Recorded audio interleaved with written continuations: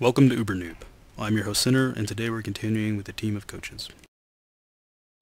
Alright, quick update, or just an announcement. I just reviewed this game, and then I went to go process all the movies, and realized that I had turned off the option to listen, or for the recording to actually have sound. So there was no comments. It was just me pointing and like circling things and being like, look at that, that's really cool to myself. While it was fun, it was not what we were looking for, and so now I'm doing it again. I was kind of cool the last time I did it because there was no, like I had no memory of this game, except that it was all dwarves with one runner. Or all longbeards with one runner, and so it was a lot of fun to comment on because I was like, oh, why'd I do that? That was stupid. But now I've already analyzed it once and I get to do it again, and so, yay. Alright, looking at his team, it is all longbeards except for one runner, which I've already said, and I've said it twice, which makes it extra good. Runner has block. Two of his players have guard, and one of them has mighty blow. When you're dwarves, take guard over mighty blow first. Guard is awesome. Mighty blow is good too, but guard is better. You look at my defense, it sucks, don't do this. Well, okay, it doesn't suck. It just... Really, this is,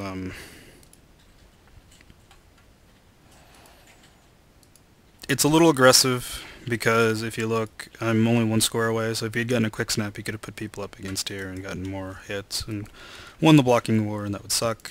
But really what it does is it kind of keeps everybody close to the center, so that way I can create a defensive barrier wherever I need it.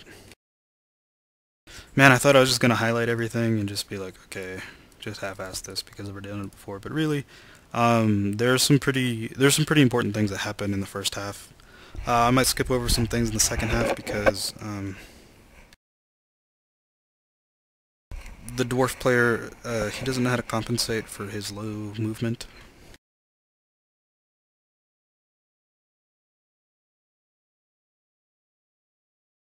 And so he makes some pretty wild plays, which is not the kind of plays you want to make when you're dwarves.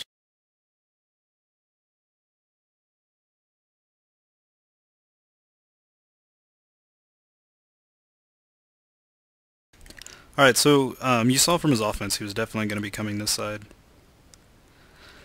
And so there he is, he's got his blitz, and he is definitely...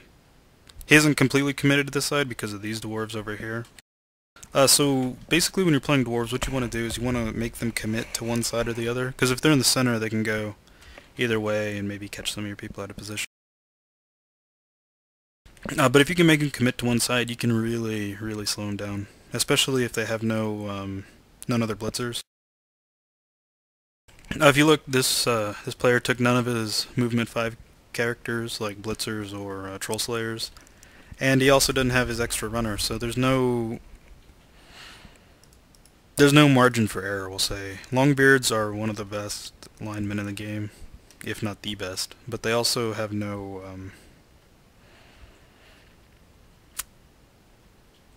they can get caught out of position really easily if you're not playing a perfect game, pretty much.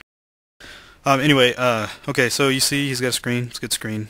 Keeps my players out. Keeps his players safe. It's good stuff. It's not a cage, but I don't have anybody with leap, so it's not really a big deal. It's a good cage. Use this. Or a screen. Alright, so what I'm doing now is I'm trying to force him to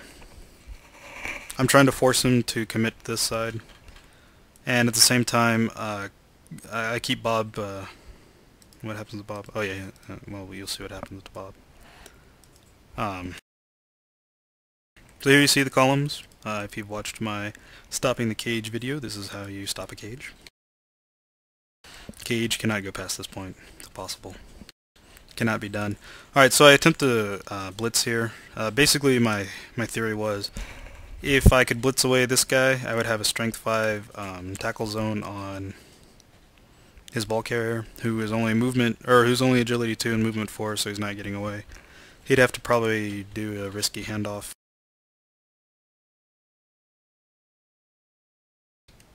My throat is going, but we will get through this. I am determined.